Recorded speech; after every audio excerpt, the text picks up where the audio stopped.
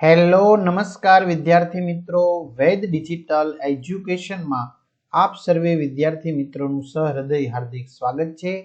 આજે આપણે ધોરણ 8ની અંદર જે સંસ્કૃત વિષય છે એમાં પાંચમું ચેપ્ટર પ્રભાત વર્ણનમ, જેનું સરસ મજાનું ભાષાંતર સાથે સમજૂતી જોવાના છે. કારણ કે પરીક્ષામાં આપણને આમાંથી કોઈ પણ એકાદું શ્લોક પૂર્તિ માટે પણ પૂછાય અથવા તો ભાષાંતર માટે પણ પૂછાય તો આપણે આવડી જાય.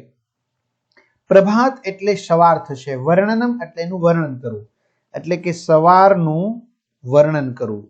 બરાબર, સવારમાં શું હોય, બરાબર, પંખીઓ પોતાના માળામાંથી પોતે ઉડતા હોય છે અને સૂર્ય છે એમના દર્શન થાય છે, સૂરજ દાદાના. એમ ચંદ્ર અસ્તમ ગચ્છતિ, એટલે કે જે ચંદ્ર છે એ અસ્તમ ગચ્છતિ, અસ્તમ એટલે આથમી જવું, ગચ્છતિ એટલે જાય છે, એટલે કે ચંદ્ર અસ્તમ ગચ્છતિ, ચંદ્ર આથમી જાય છે. કારણ કે સવાર થવાનું હોય એટલે ચંદ્ર પહેલા આથમી જાય છે. સૂર્ય એટલે સૂર્ય, ઉદયમ એટલે કે ઉદય, ગચ્છતિ એટલે જાય છે. એટલે અહીંયા તો શું કહેવાનું, જવા નથી પણ આવવાની વાત છે. એટલે સૂર્ય ઉદય પામે છે એટલે સૂરજ દાદાના દર્શન થાય છે. એમ પરિતો ભવતી, પરિત એટલે કે ચારે બાજુ, ચારે બાજુ, ભવતી એટલે ફેલાય છે, પ્રકાશ એટલે પ્રકાશ, એટલે કે પ્રકાશ જે છે બરાબર એ શું થાય છે, ચારે બાજુ ફેલાય છે. કારણ કે સૂરજ દાદા આવતા અંજવાળું પથરાઈ જાય છે એટલે પ્રકાશ ચારે બાજુ ફેલાય છે. મંદમ, મંદમ એટલે ધીમે ધીમે, હળવે હળવે. ચલતી એટલે કે જે ચાલે છે. સમીરહ એટલે પવન, એટલે અહીંયા પવન ચાલવાની વાત નથી પરંતુ અહીંયા પવન આપણે વાય છે, તો પવન હળવે હળવે વાય છે અથવા તો ફેલાય છે, પવન હળવે હળવે ફેલાય છે. મધુપો, મધુપ એટલે આમ તો ભમરો થાય, બરાબર, મધુપ એટલે ભમરો. ભવતી, ભવતી એટલે ફેલાય છે. સધીર એટલે કે ધીરજ વાળો, ધૈર્યશીલ, એટલે કે ભમરો ધૈર્ય કરતો ફેલાય છે એટલે કે ધારણ કરે છે, ધૈર્ય ધારણ કરે છે. એટલે ચંદ્ર આથમી જાય છે, સૂર્ય ઉદય પામે છે, પ્રકાશ ચારે બાજુ ફેલાય છે, પવન હળવે હળવે વાય છે અને ભમરું ધૈર્ય ધારણ કરે છે. ભવતી. તો વિદ્યાર્થી મિત્રોની કમેન્ટ છે કે સર અમારે ધોરણ 8ના દરેક વિષયના વિડીયો લેક્ચર જોવે છે, તો વિદ્યાર્થી મિત્રો મળી જશે. SS પરેશ સરના વિડીયો, ઇંગ્લિશ નીલમ મેડમના વિડીયો, મેથ્સ જય સરના વિડીયો, સાયન્સ ફાઇનલ સરના વિડીયો, જેમાં તમે લાઈવ જોઈ શકશો, સામે નિહાળી શકશો. બરાબર, તો આ બધું આપણી વેદ ડિજિટલ એજ્યુકેશન નામની જે એપ્લિકેશન છે ત્યાંથી તમને મળી જવાનું છે. પાઠ્યપુસ્તકની સમજૂતી, સ્વાધ્યાય, અભ્યાસ, પરીક્ષાના સમયે પેપરો, બધું જ ગૂગલ પ્લે સ્ટોર કે જ્યાંથી આપણે ગેમ ડાઉનલોડ કરીએ ત્યાં જઈને વેદ ડિજિટલ એજ્યુકેશન નામની એપ્લિકેશન ડાઉનલોડ કરો. ઓપન કરશો એટલે આ પેજ ખુલે, એમાં તમારા પોતાના મોબાઈલ નંબર નાખો, સેન્ડ ઓટીપી કરો, 4 આંકડાનો ઓટીપી નાખશો એટલે પેડ કોર્સમાં જુદા જુદા પેડ પ્લાનની પીડીએફ, જેમાં પરીક્ષા માટે ઉપયોગી પેપર સેટ બી હશે. આ બધાની પીડીએફ, એક્ઝામ પેપરમાં પેપરો 3 થી 12માં 3 થી 12ના વિડીયો, તમારું ધોરણ પસંદ કરી અને વિષય પ્રમાણે પાઠવાય વિડીયો નિહાળી શકશો. ચાલો, કલિકા વૃંદમ, કલિકા વૃંદમ, કલિકા એટલે કળીઓનો, વૃંદમ એટલે સમૂહ, કળીઓનો સમૂહ. વિકસતી, વિકસતી એટલે વિકસે છે, ખીલે છે, એટલે કે કળીઓનો સમૂહ ખીલે છે, એટલે ફૂલની જે કળીઓ હોય છે બરાબર તે ખીલે છે. લતિકા, લતિકા એટલે લતાઓ, વૃંદમ એટલે એનો સમૂહ. વિલસતી એટલે કે શોભે છે, એટલે કે જે લતાઓ જે છે, વેલ જે છે એનો સમૂહ શોભે છે. નિંદ્રા, તંદ્રા એટલે કે નિંદર અને સુસ્તી, તંદ્રા એટલે સુસ્તી.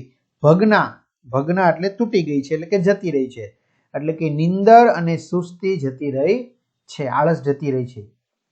જનતા, લોકો. કર્મણી એટલે કે કામમાં. લગ્ન એટલે લાગી ગયા છે, એટલે કે લોકો પોતપોતાના જે કાંઈ કામકાજ છે એમાં સવાર થતા લાગી ગયા છે. સકલે, સકલે એટલે આખા જગતમાં. નવ ઉલ્લાસઃ, નવ એટલે નવો, ઉલ્લાસ એટલે આનંદ, બરાબર, સકળ જગતમાં નવો આનંદ. વદને વદને, વદને વદને એટલે કે દરેક મુખ પર. હાસ એટલે હાસ્ય છે, એટલે કે સર્વત્ર નવો આનંદ છે અને દરેક મુખ પર હાસ્ય છે, કારણ કે લોકો પોતપોતાના કામમાં લાગી ગયા છે. પથી પથી શું કે છે? પથી પથી એટલે કે દરેક માર્ગ પર જન સંચાર એટલે કે લોકો, જન એટલે લોકો, સંચાર એટલે અવર જવર, એટલે કે દરેક માર્ગ પર લોકોની અવર જવર શરૂ થઈ ગઈ છે. નુપુર, નુપુર એટલે ઝાંઝર. રવ, ઝંકાર એટલે કે ઝાંઝરના અવાજનો ઝંકાર સંભળાય છે. ઝાંઝરના અવાજનો ઝંકાર સંભળાય છે, કારણ કે દીકરીઓ હોય, સ્ત્રીઓ હોય, એમણે શું કર્યું હોય? ઝાંઝર પહેરાવે પગે, બરાબર? તો લોકોની અવર જવર શરૂ થઈ જાય એટલે પગના ઝાંઝરનો અવાજ સંભળાય છે. વિટપે, શું કે છે? વિટપે એટલે કે વૃક્ષની ડાળી ઉપર. વિટપે એટલે વૃક્ષની ડાળી ઉપર. ખગ કુલરાવ, ખગ એટલે પક્ષી, કુલરાવ એટલે એમનો કલરવ, એટલે કે પક્ષીઓનો કલરવ. ચરિતુમ, ચરિતુમ એટલે ચારો કરવા. ચલિતા એટલે કે જતી રહે છે. ગાવહ એટલે ગાયો, ગાવહ એટલે ગામ નહીં, ગાવ એટલે ગાયો, એટલે કે શું કે વૃક્ષોની ડાળીએ પંખીઓનો કલરવ સંભળાય છે, ગાયો ચારો ચરવા જતી રહી છે. બરાબર. હસ્તે હસ્તે પત્રમ, હસ્તે હસ્તે એટલે કે દરેક હાથમાં. પત્રમ એટલે પાંદડું, એટલે કે ભક્તો પત્ર, પુષ્પ ભગવાનને ચડાવવા મંદિરમાં જાય છે તે. તો દરેક ભક્તના હાથમાં પત્ર પુષ્પ અને દરેક ભક્તના વદને વદને, બરાબર, વદને વદને એટલે કે દરેક મુખમાં સ્ત્રોતમ, સ્ત્રોતમ એટલે સ્ત્રોત, સ્તુતિ છે. દરેક ભક્તના હાથમાં પત્ર પુષ્પ અને દરેક ભક્તના મુખ પર સ્ત્રોત છે. ખેલતી, ખેલે છે, રમે છે. બાલક વૃંદમ, બાળકોનો ટોળું, સમૂહ, બાળકોનો સમૂહ રમે છે. ગીતમ ગાયમ એટલે કે ગીત ગાય છે. ગાયમ, ગીતમ એટલે ગીત, ગાયમ એટલે ગાવું, બરાબર, ગાય ગાઈને એમ. ગીતમ ગાયમ ગાયમ, ગીત ગાય ગાઈને, એટલે કે બાળકોનો સમૂહ ગીત ગાય ગાઈને રમે છે. બરાબર.